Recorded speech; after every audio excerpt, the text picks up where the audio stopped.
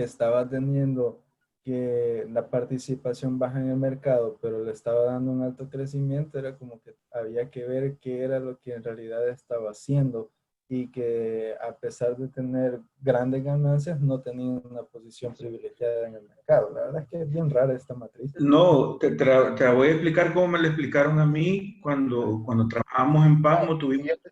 Pero yo solo quisiera hacer una pregunta. ¿Pero las figuras son estándar o se pueden cambiar esas figuras? No, son estándares. Te Son voy a explicar estándar. por qué. Fíjate que Gracias, a Carlos. nosotros... Perdonen que me había ido porque se me fue la internet y la luz, pero ya estoy aquí. Perdonen. Adelante, Carlos, gracias. A nosotros nos lo explicaron en un curso, en una capacitación que tuvimos en cuanto a visita médica. Este es un esquema que ocupan mucho los vendedores y los visitadores médicos. Más que todo lo que te están viendo ahí es el potencial que tenés, el potencial que va a tener tu cliente.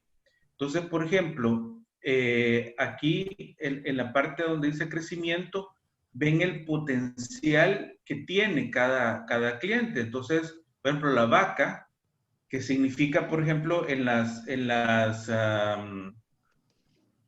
vas a tener como las vacas sagradas, ¿verdad?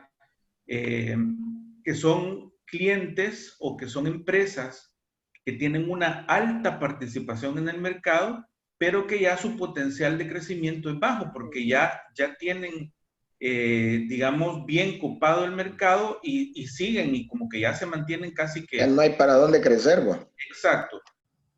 Las estrellas, y por eso son las estrellas, porque son en los que más te tenés que fijar como cliente, porque son los que tienen una baja participación en el mercado, pero su potencial de crecimiento es altísimo. Entonces, en ese es que tenés que centrar, digamos, la mayoría de tus esfuerzos. No todos, pero sí la mayoría, porque es el que te va a la larga.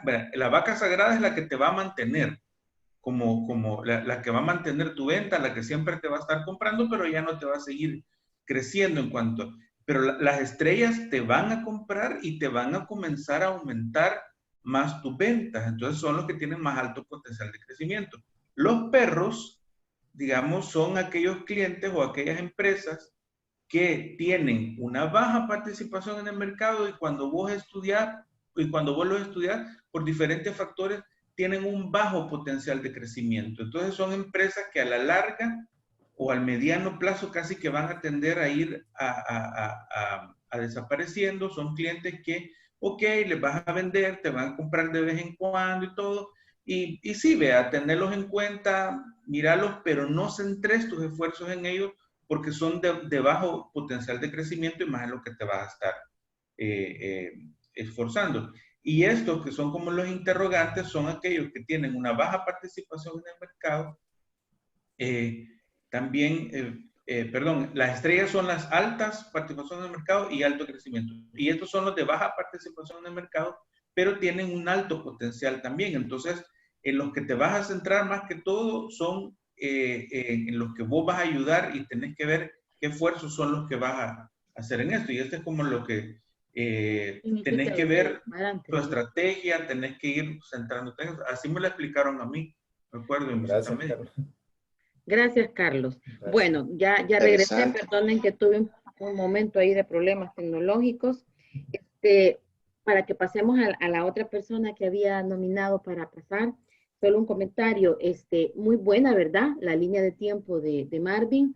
Me hubiera gustado, Marvin, yo no sé si usted puso referencias, ¿verdad? Porque es una investigación. No las puse, sí, no las puse aquí pero ¿verdad que sí me las puso en el trabajo? En el cuadro en la línea, pero sí en el foro están. En el foro están. Sí, en el foro están, ¿verdad? Ok. Era lo único que yo no voy a calificar ahorita de lo que ustedes están hablando, sino que tengo una matriz, pero siempre es bueno, aproveché para recordar el tema de referencias porque a nivel ya nosotros que estamos en cuarto ciclo de la maestría, debe de aprenderse a citar, aprender a hacer referencia, aprender a hacer la redacción bien del documento técnico. Luego mencionar a algunas personas que él mencionaba, que yo creo que todos los lograron estudiar, a Porter, que creo que lo vamos a ver en unas 2 o 3 semanas. Vamos a ver las 5 fuerzas de Porter, bien interesante para la evaluación también de los entornos para poder hacer la planificación estratégica. A Mintzberg lo vamos a ver ahora dentro de un ratito, una lectura particular de él, que a mí me gusta mucho revisarla, porque quizás Mintzberg es es un canadiense, y es una de las personas, yo entiendo que está vivo todavía Mintzberg, que más ha producido sobre el tema del pensamiento estratégico y de las características del cerebro que debe estar detrás de la planificación. Le pone intelectualidad a esas matrices y a todo eso que hacemos, pero si no hay un cerebro detrás, vamos a tener guardadas las matrices en la gaveta. Senge, pues, que es sumamente importante también en los últimos, la influencia que tiene en el momento actual de la planificación estratégica. Y finalmente, cuando hablamos de Balance Scorecard, estamos hablando de Kaplan y de Norton, que también lo vamos a ver en la unidad final, que es lindo porque le pone un seguimiento con una evidencia científica, porque nos pone indicadores medibles, nos hace que hagamos un semáforo en el cuadro de mando integral que podemos darle seguimiento a nuestras instituciones. Es sumamente importante el aporte de Kaplan y de Norton. Bueno, así que muchas gracias, Marvin, muy buen trabajo. Gracias. ¿Quién más sigue? ¿Quién sigue a continuación? Gracias, Stephanie. Por favor, adelante. Yo creo que ya está para compartir y si no, déjenme... Sí, ya está para compartir. Ya está. Adelante. No sé si logran ver. Ahorita está cargándose. Sí, Stephanie. Sí se ve. Bueno, buenos días, doctora, compañeros. Esa es mi línea de tiempo. Bueno, para comenzar, yo encontré, ¿verdad?, que la estrategia tuvo sus orígenes en la milicia. Y los principios de la estrategia son analizar, estudiar la situación y estudiar el futuro, ¿verdad? También encontré que la iglesia romana, ¿verdad?, recolectaba las limosnas, y ese es como un ejemplo de estrategia en aquellos años hacia la modernidad, ¿verdad? Y que Nicolás Maquiavelo se le denomina el príncipe del pensamiento estratégico de gobierno. Bueno, en 1950, esos fueron los primeros estudios de la planeación estratégica, ¿verdad? Van Neumann y Morgenstern, no sé si lo estoy pronunciando bien, dice que en su obra La teoría del juego, la planeación estratégica fue introducida por primera vez en 1950, fue introducida en las empresas y negocios y otros tipos de organizaciones de producción. Eso fue en 1950. Luego en 1960, esa fue la década de los 60, ¿verdad? Esa década fue de relatividad calma, ¿verdad? Esa habilidad. La continuación del boom de posguerra. Las compañías industriales líderes estaban extendiendo su proceso de presupuestación de 1 a 5 años, con actualizaciones anuales en el marco de un operativo quincenal, y la planeación se refería normalmente a la expansión a largo plazo. En esa década fue todo, más que todo, la diversificación, la expansión interna, la adquisición y la fusión. En 1962, aquí fue la determinación de metas y objetivos. Alfred D. Chandler definió la estrategia de una empresa como la determinación de metas y objetivos a largo plazo, la adopción de cursos de acción para alcanzar metas y objetivos y la asignación de recursos para alcanzar las metas. En 1970, esa fue la década de los 70, se desarrolló una nueva variedad de técnicas de planeación que estimulaban el debate, ¿verdad?, sobre la estrategia corporativa y empresarial antes de preparar planes operativos detallados. En eso fue la crisis energética de 1973 a 1974. Esto dice que trajo un consigo abrupto final al periodo, ¿verdad?, de crecimiento económico estable.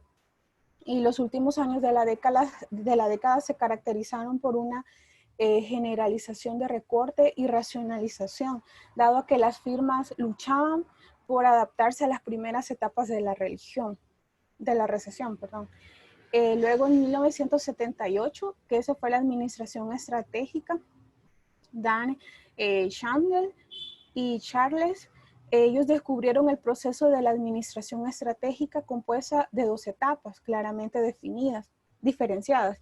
la de análisis o planeación estratégica y la implementación de plan estratégico. El análisis comprende, según ellos, básicamente en establecer las metas estratégicas, mientras que la implementación es la ejecución y el control.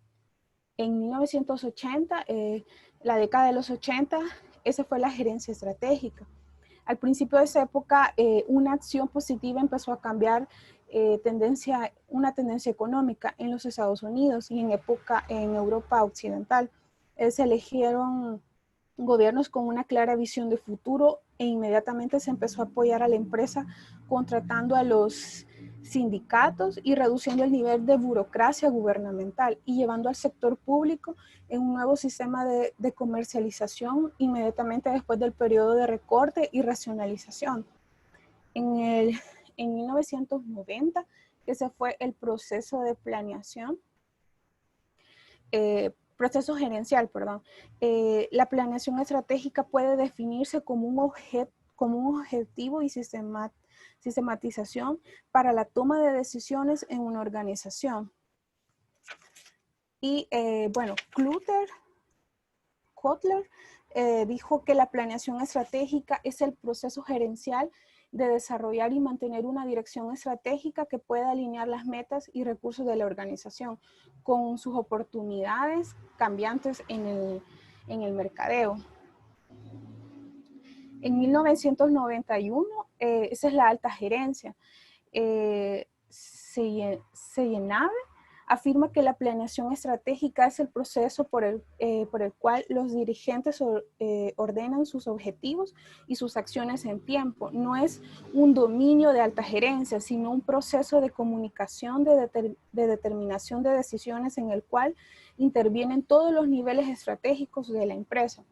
Y en la época actual, todo eso se consiguió, ¿verdad? Y los resultados fueron que ahora nos podemos preparar, podemos orientar recursos y establecer metas. Eso es todo. Ok, muchas gracias. Bien interesante, ¿verdad? Todo como desde los 50 ella nos pone en su línea de tiempo que se viene gestando ya lo que se convirtió ya de los 90 para acá en una verdadera planificación estratégica. ¿Puede leer nuevamente la definición de planificación estratégica que leyó de Kotler? Está muy buena. Dice que la planeación estratégica es el proceso gerencial de desarrollar y mantener una dirección estratégica que puede alinear las metas y recursos de la organización con sus oportunidades cambiantes de mercadeo. No, de mercado debe decir. De mercado, perdón. Sí, de mercado. Entonces, sí, porque mercadeo es otra cosa. El mercado es allá afuera, ¿verdad? Cómo se está moviendo la oferta, la demanda. Ok, muy interesante es bien completa esa definición. Esta Kotler es Mary Kotler, que es la coautora del libro que se les ha sugerido a ustedes como que también está en los e-recursos de Robbins y Kotler, que de donde saco mucho de mis clases, si ustedes lo quieren buscar también en los e-recursos. Ok, preguntas o comentarios a ese muy buen trabajo también. ¿Algo que le quisieran ampliar o comentar?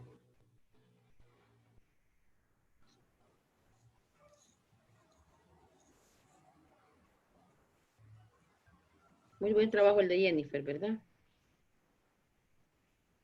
Douglas quiere decir algo. Ah, ok, de acuerdo, Douglas. Ok, de acuerdo. Está bien. Bueno, entonces veamos la siguiente presentación para que veamos al menos, yo creo que bien vemos 3 o 4 y luego descansar un ratito para pasar a la clase. ¿Le toca a quién? Bueno, ahorita expuso a Stephanie muy bien y ahora le va a tocar a Jennifer, ¿verdad? Sí.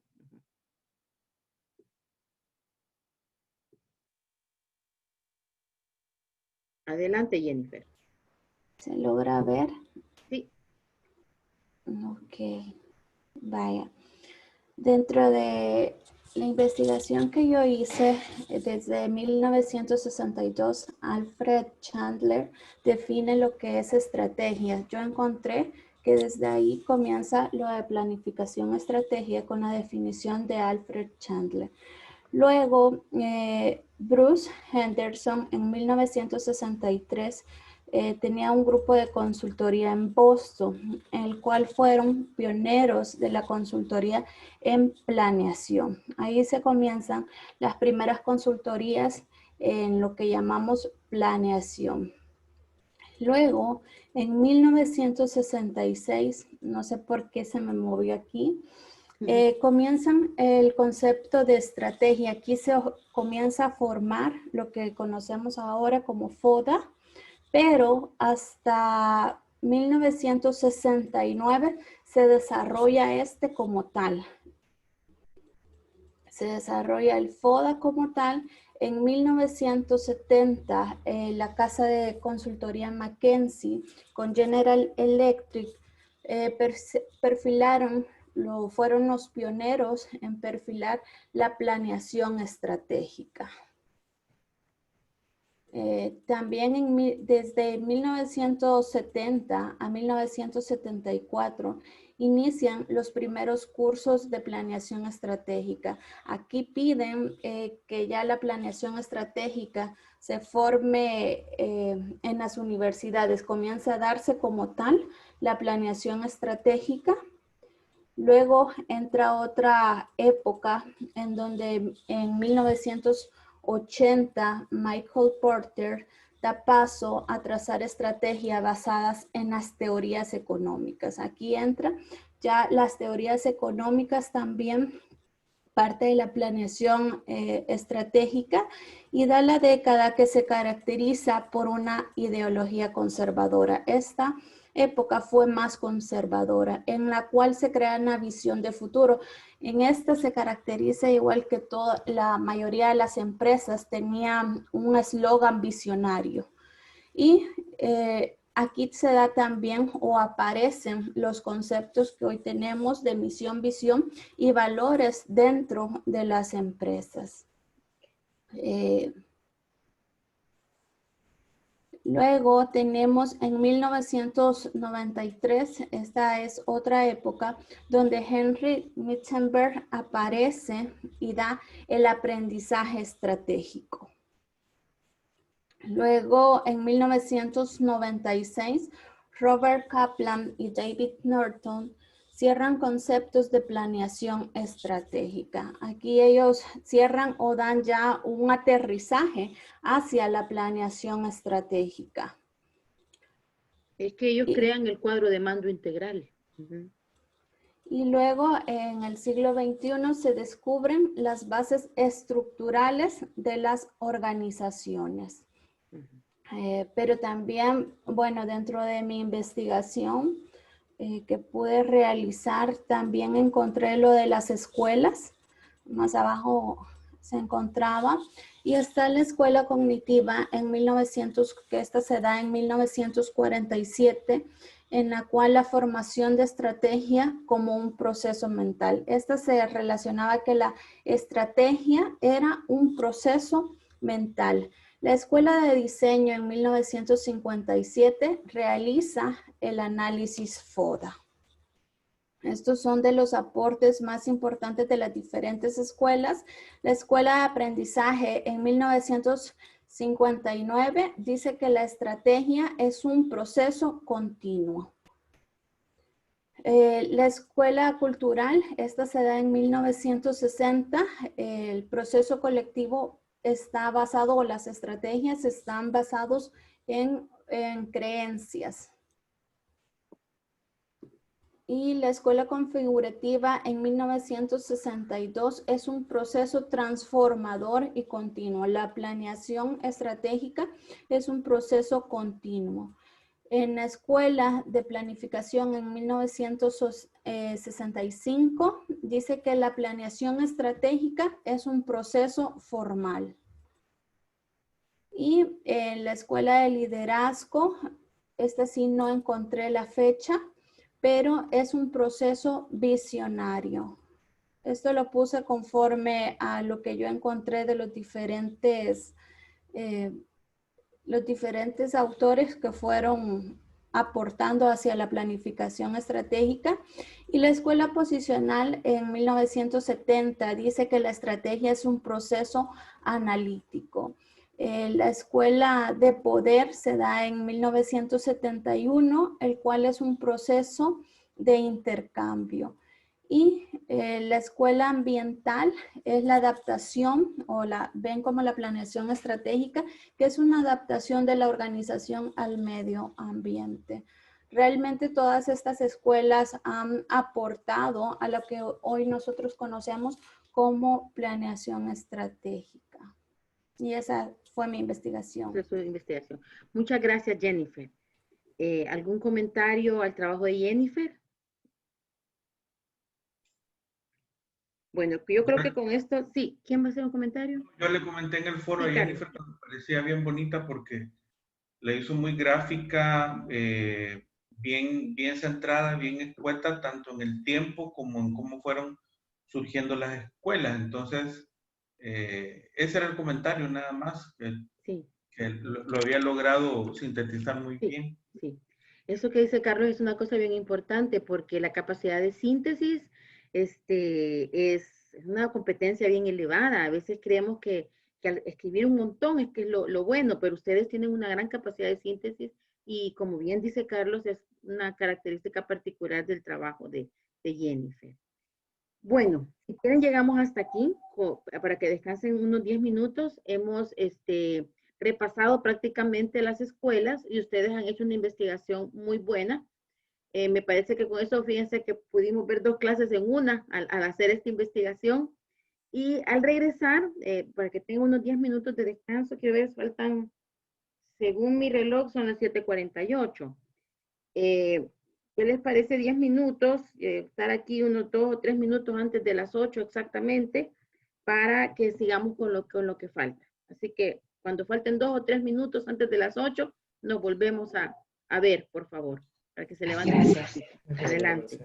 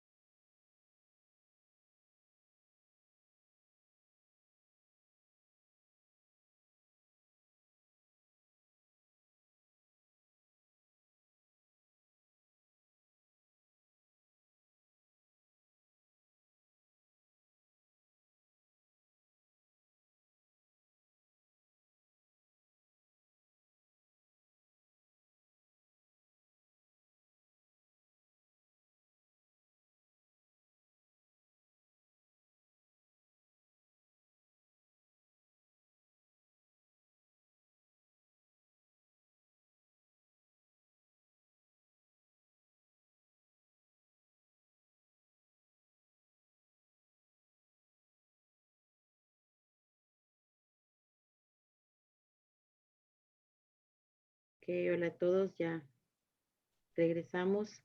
Voy a compartir mi pantalla para que veamos lo que vamos a seguir haciendo en estos días. Bueno, entonces, solo recordarles algunas cosas que ya habíamos mencionado, pero que las vuelvo a recordar para que tengamos tranquilidad en que el mensaje ha llegado. Primero, aunque la clase se ha puesto sábado, ¿verdad? Porque nos dijeron en la escuela, nos instruyeron que ocupáramos el mismo tiempo que ustedes ya tenían asignada la clase. Esa es una. Sin embargo, las semanas no van de sábado a sábado, van de miércoles a martes. Esta semana empezó el miércoles y termina el martes a las 0 horas, es decir, martes a las 11:59, ¿verdad? Entonces quiere decir que ustedes desde el miércoles tienen que estar ya leyendo toda la bibliografía, haciendo la tarea, y si tienen siempre una semana. Pero les ruego que no cuenten de sábado a sábado porque no va así. Nosotros tenemos que estar entregando notas, informes y todo en estas semanas, así como aquí nos han hecho el corte. Ahora, en mi caso, desde el martes en la noche, ustedes ya ven la semana que corresponde, porque yo la abro ese martes en la noche para que ustedes, el que quiera ir avanzando, pueda hacerlo.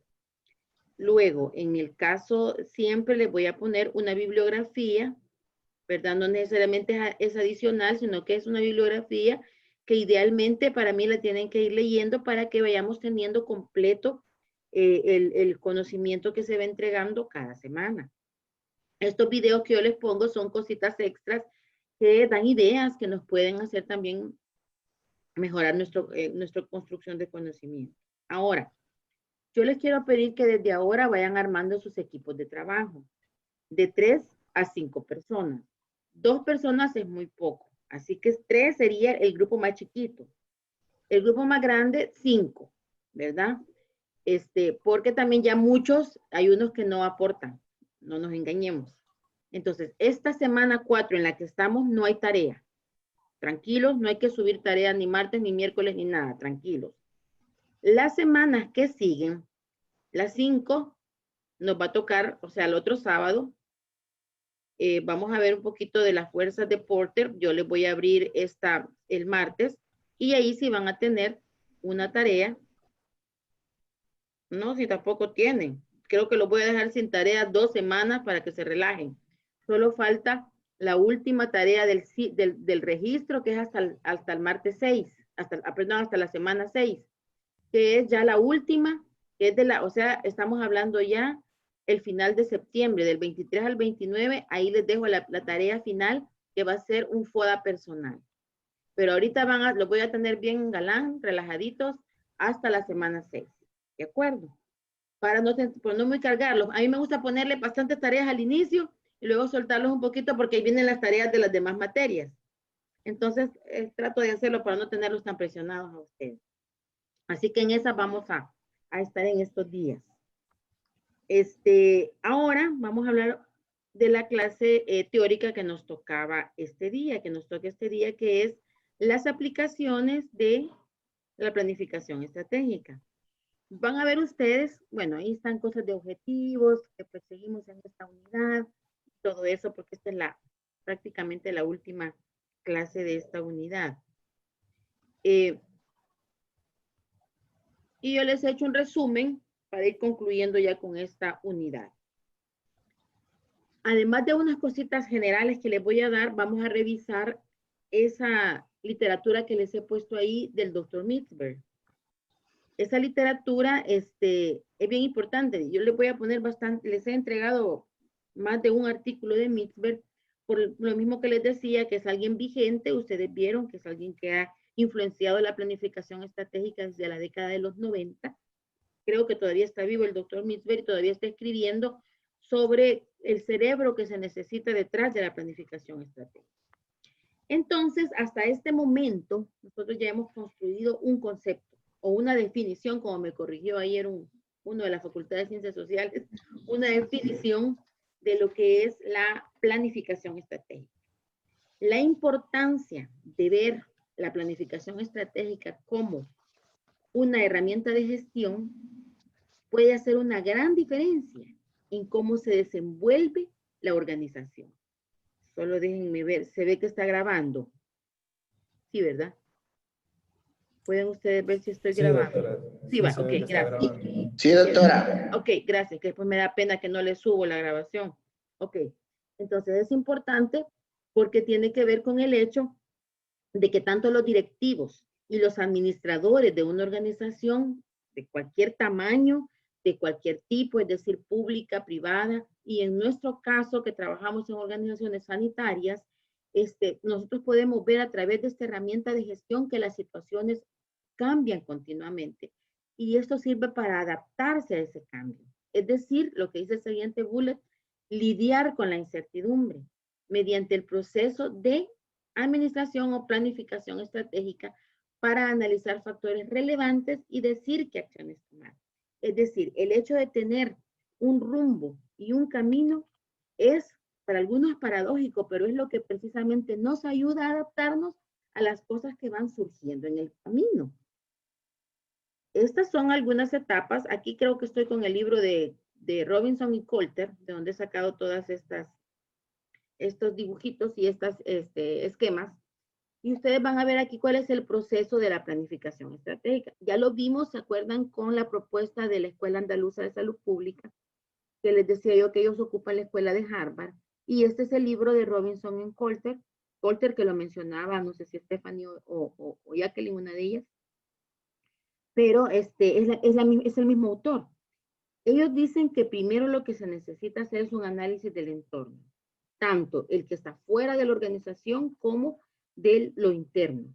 Hay que hacer un análisis de la industria, de la competencia, el autodiagnóstico y luego planearse escenarios. En cuanto al tema de planeación de escenarios, esto se maneja de una manera bastante científica. Incluso hay formas matemáticas para plantear escenarios en los que uno pudiera verse y cómo enfrentarse a ellos.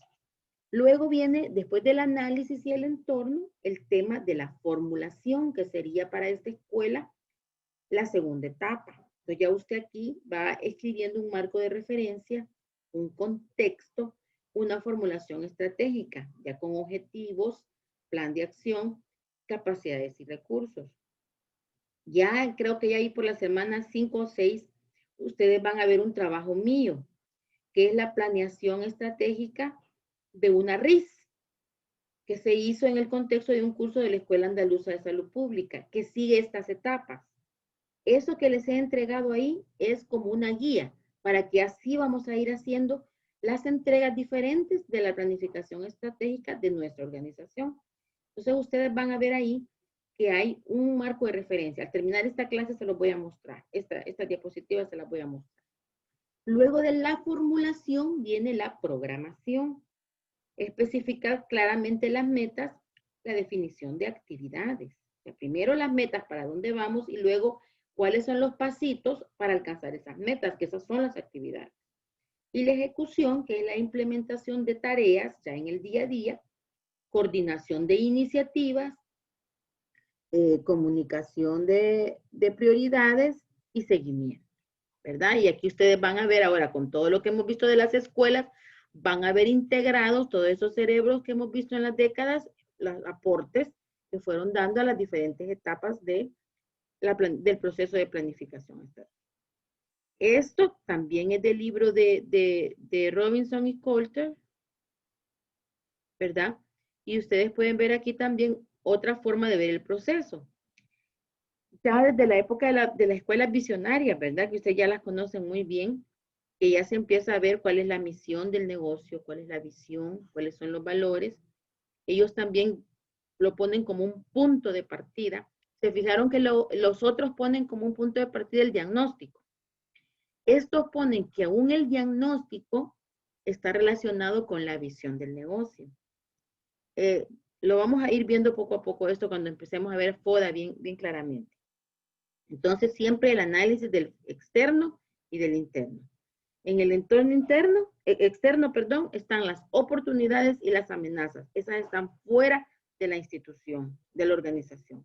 Cuando ustedes redacten FODA, que es en un par de semanas ya, eso a veces a uno, decirlo aquí es bien fácil, pero cuando uno ya está viendo la institución, y entonces uno dice, bueno, yo estoy en mi unidad de salud.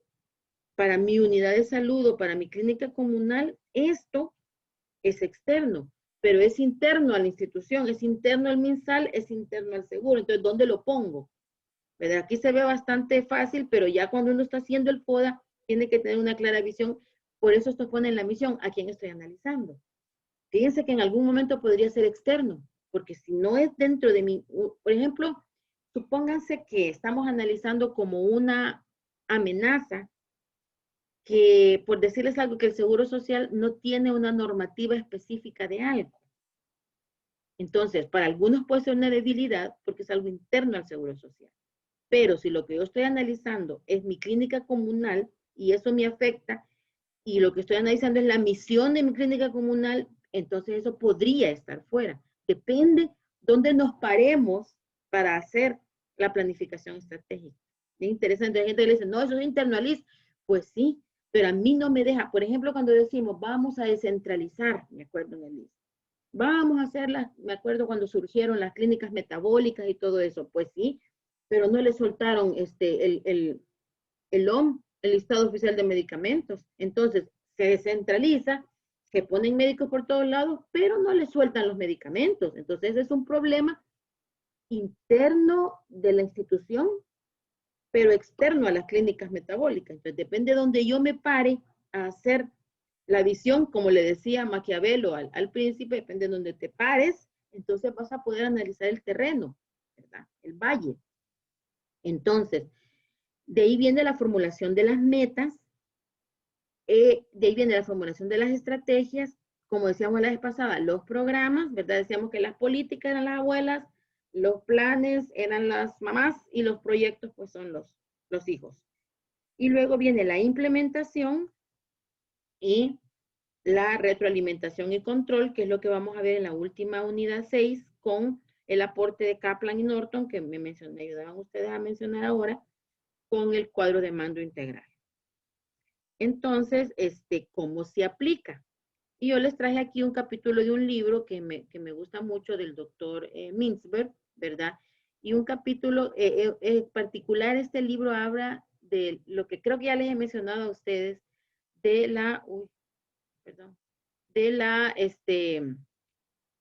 diseño, digamos, o elaboración, le llama él, artesanal de la estrategia.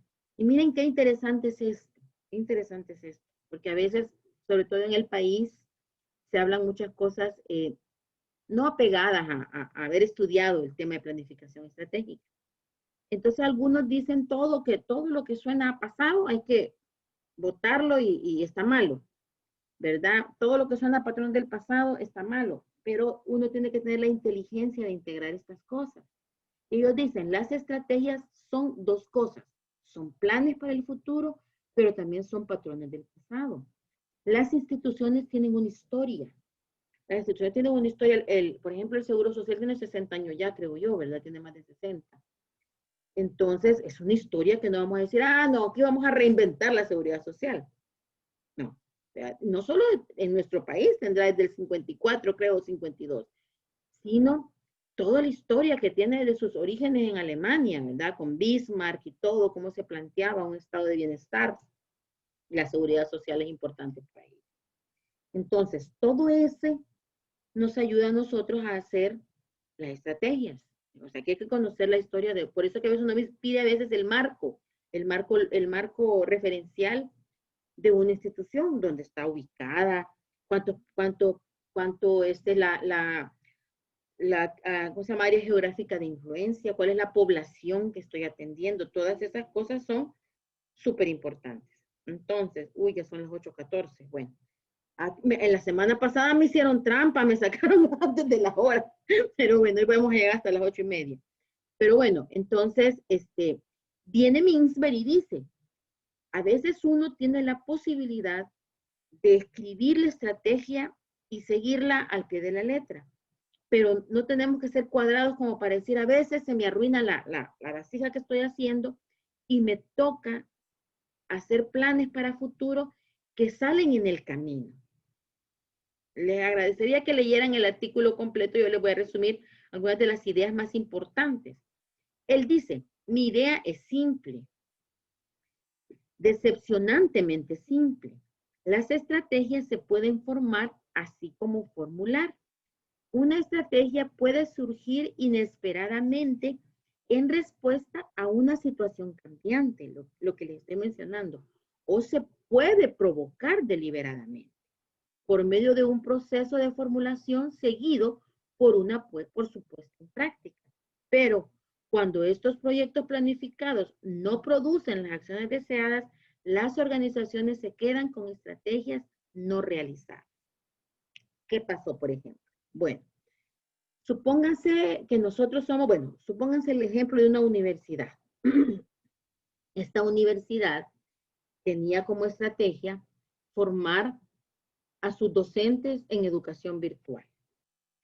Formarlos en educación virtual y ver el desarrollo después de un FODA, ¿verdad? Tenía la estrategia de que había visto que una oportunidad era las materias virtuales, las materias híbridas, semipresenciales. Esa era la estrategia.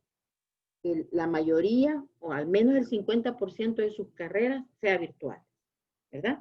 Entonces, para ello, habían algunas acciones que había puesto en sus planes de acción, que era, la meta es el 50% de mis materias virtuales. Algunas acciones, bueno, tengo que capacitar docentes, tengo que certificar docentes, tengo que mejorar la plataforma, tengo una serie de acciones. Ok, qué bien. Y lo iba a hacer hasta el 2022. Ajá. Pero viene y pasa algo incierto en el ambiente. ¿Qué pasó? La pandemia COVID. Pasó la pandemia COVID que nadie, ni siquiera el estratega más inteligente va a decir, me voy a preparar por si hay pandemia el 2020. No, vea, no funciona así. Pero nos pasó. Y le voy a decir, no todas las universidades pudieron responder a esto. Yo me fijé como algunas universidades que no tienen campus virtual tuvieron que ocupar Google Classroom, que lo ocupa la Universidad de El Salvador y que lo ocupa los colegios públicos del ministerio. Nosotros estábamos preparados. La Universidad Evangélica tenía un campus virtual bien desarrollado. Este es un ejemplo de cómo funciona esto que está diciendo Mixper. Veámoslo a nivel personal. Si ustedes se acuerdan, nuestras materias, aún ética era híbrida, porque yo les dejaba muchas cosas que hacer en la plataforma. Era híbrida, porque a mí me gusta la virtualidad. De manera que, aunque no les estaba dando a ustedes ética, pero a los compañeros yo les había dejado, fíjense, yo me fui a México y estuve varada 70 días allá, pero había dejado 2 fines de semana arreglados virtuales, porque yo me iba. Entonces, cuando este asunto se da, yo ya tenía arregladas 2 materias por pura casualidad sería. Tal vez no, porque yo pude haberles dejado unos PDFs, pero les dejé foros. ¿Qué quiere decir esto? Aquí ustedes ven cómo en la práctica, una estrategia que a lo mejor estaba para que, yo siempre he querido que mis materias sean virtuales, fíjense. Siempre he tenido ese planteamiento en la universidad. Quizás no les voy a poner el ejemplo de las maestrías, les voy a poner el ejemplo de la residencia del Sacamil, como una estrategia. Siempre hemos estado viendo que los residentes del Sacamil, por ejemplo, se duermen. Pobrecitos, ¿verdad? Se duermen. Entonces uno está peleando con Morfeo ahí para darles 2 horas de clase. Es terrible, pobrecito. Yo siento que los estoy maltratando. La educación virtual es democrática. Hace que ustedes estudien a las 3, 4 de la mañana, a la hora que están lúcidos, a la hora que se puede, a la hora que no tiene tiempo, en el almuerzo. Entonces, siempre he planteado que la materia de medicina basada en evidencia se dé de manera virtual. Y siempre, bueno, algún día, ¿verdad? Algún día. Hoy se tuvo que dar así. Se tuvo que dar así, virtual. Y fue todo un éxito. ¿Qué quiere decir esto? Mire, usted puede tener no todo listo, pero sí tener la apertura primero de conocer el entorno, que la virtualidad venía. Lo que pasa es que nos vino y ni modo, no había otra salida. Pero la virtualidad venía. Es la manera de competir ahorita como universidad y como docente independiente en el mundo, la virtualidad. Así usted puede trabajar y dar clases. Bueno, yo estaba en México y pude haber dado con otra universidad de otro país y así estudia usted. Entonces eso es el hoy. no es el futuro, es el hoy. Entonces nos golpeó el futuro, el futuro nos golpeó, que era hoy, y entonces usted tiene que reformular. Esto es lo que, ese es un ejemplo quizás burdo de lo que quiere decir Mintzberg. Entonces él dice, hoy en día oímos hablar mucho de estrategias no realizadas. Pues hay cosas que uno no las alcanza a hacer. Casi siempre junto con la queja de que ha fallado la puesta en práctica. La dirección ha sido negligente, dice él. Los controles han sido inadecuados. No se han designado los ejecutantes. Eso es lo que pasa. Abundan las excusas. A veces pueden que sean válidas, pero a menudo estas explicaciones resultan demasiado cómodas. Algunas personas miran por detrás de la puesta en práctica a la formulación.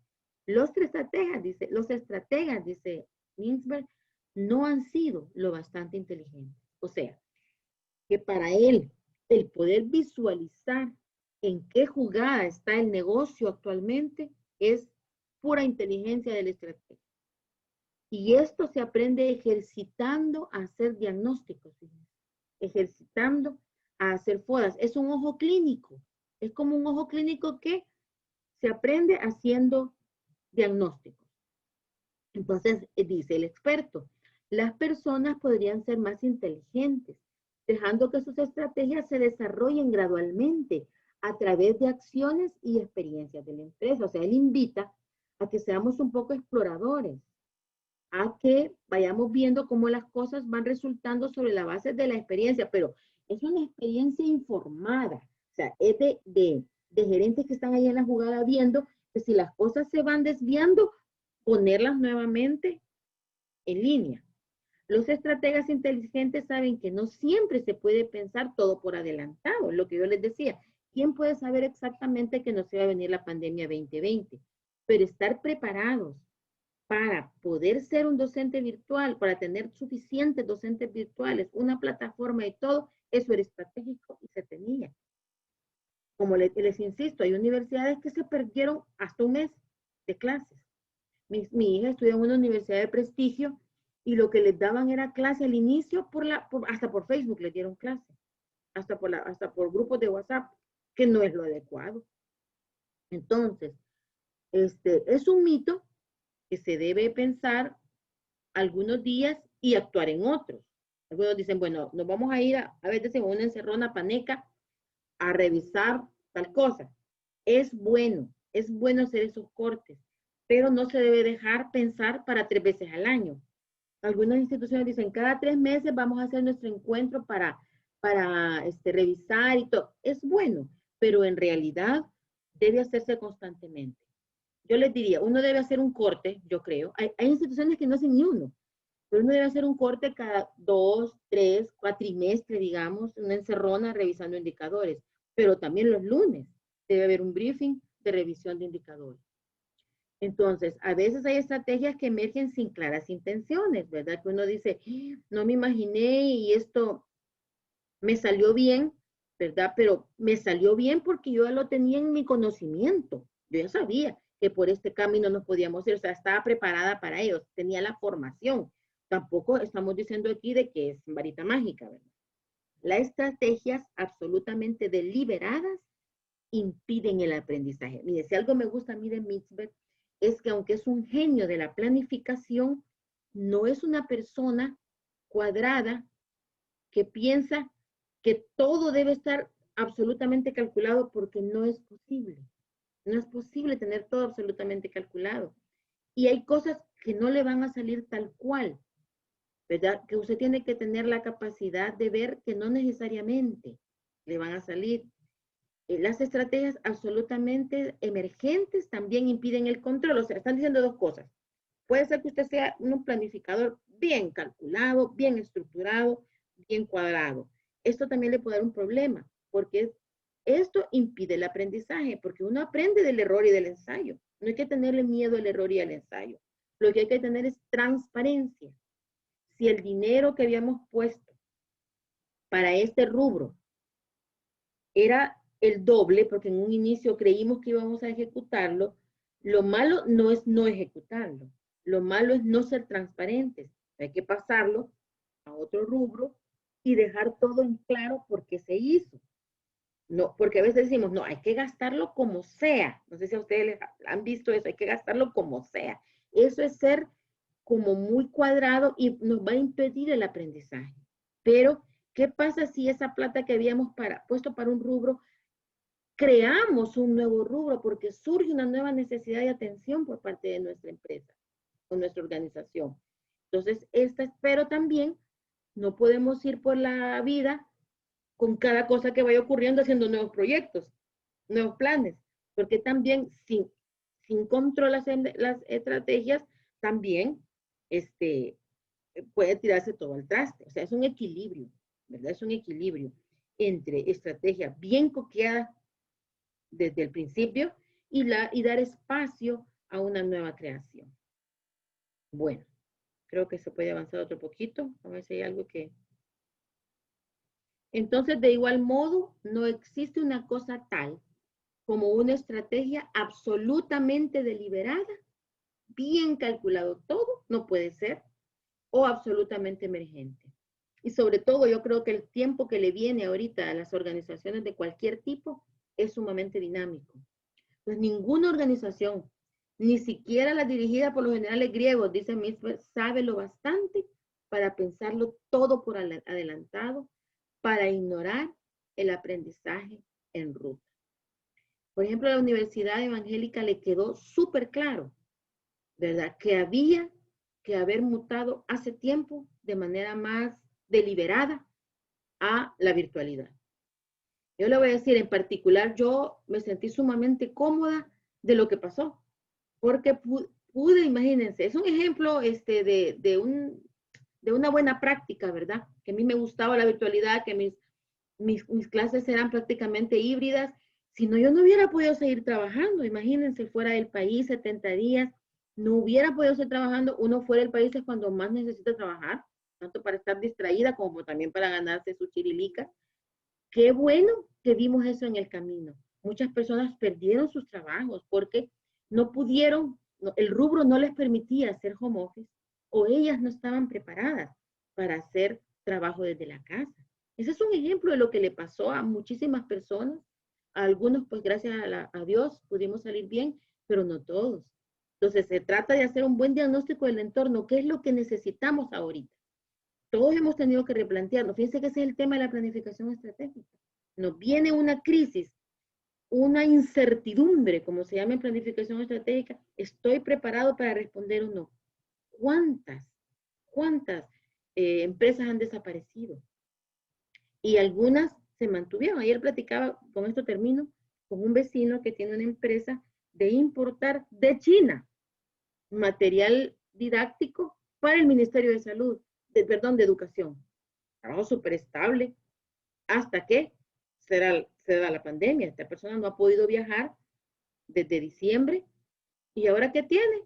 Nos contaba ayer ahí en el pasillo de aquí de la casa, por la casa, en el pasaje, que él se quería deshacer de un rubro que hace poco había empezado, que era transporte, porque lo tenía molesto y lidiar con los señores, había puesto unos 3 microbuses y ahora es lo que lo ha sacado adelante.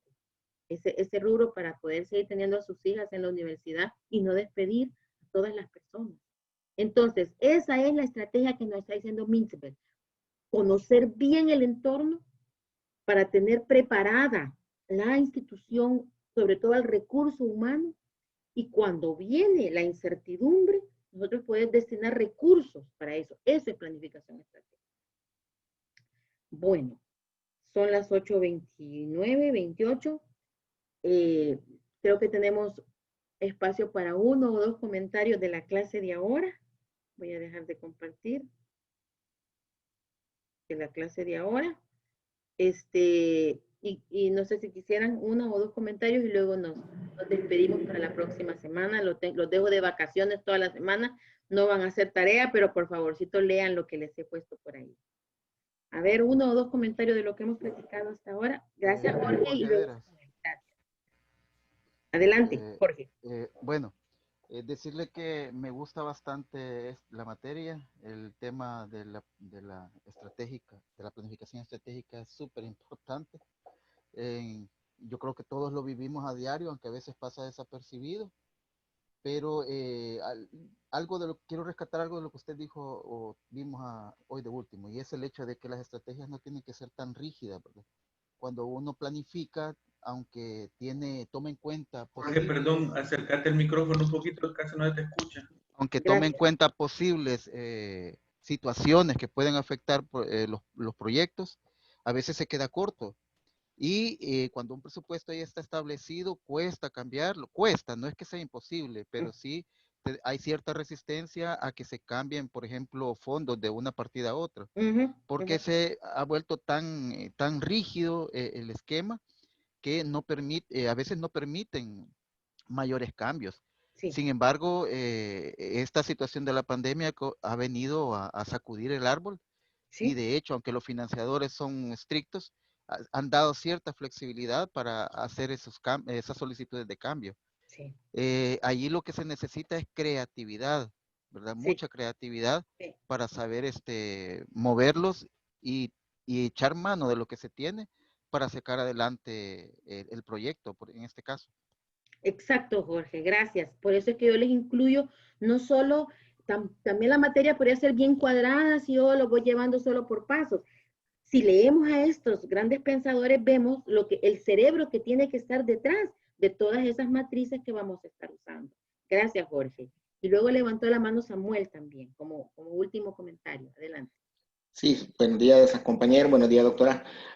La verdad que el entorno que usted nos plantea con lo de planificación estratégica y lo que hemos podido revisar de todos estos autores nos demuestra que la planificación estratégica no solo es algo para una empresa, es para la vida, es personal. Y creo que ellos nos lo demuestran siendo mentes brillantes, ¿verdad? Porque hay muchas de las cosas que ellos han elaborado desde 1962 a la fecha que siguen siendo vigentes y sin conocer qué iba a pasar 50 o 70 años después, ¿verdad? Entonces uno se da cuenta de la capacidad que ellos han tenido no solo de leer el momento que ellos están viviendo, sino que predecir o al menos colocar las bases para lo que debería de ser la preparación no solo de la empresa, sino que personalmente en una visión que deberíamos de tener todos para poder dirigir mejor nuestro desarrollo personal, pero también el desarrollo de una institución o de una organización, ¿verdad?